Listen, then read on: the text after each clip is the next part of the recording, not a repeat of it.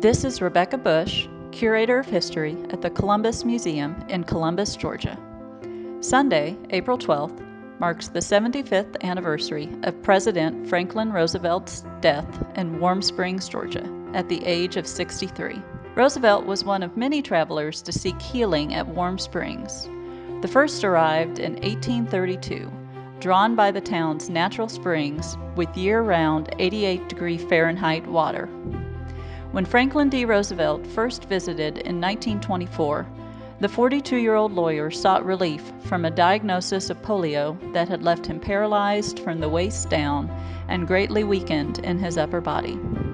George Foster Peabody, New York philanthropist and Columbus native, recommended Warm Springs to his friend, and Roosevelt found relief in its waters.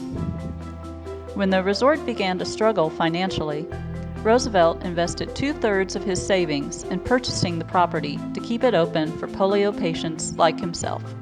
The Georgia Warm Springs Foundation opened in 1927, dedicated to offering treatment for polio survivors. Roosevelt later founded the organization now known as the March of Dimes, whose funding led to the development of a polio vaccine in 1954. Interestingly, many scientists now believe that Roosevelt may not have had polio at all, but rather a neurological disorder called Guillain-Barré syndrome.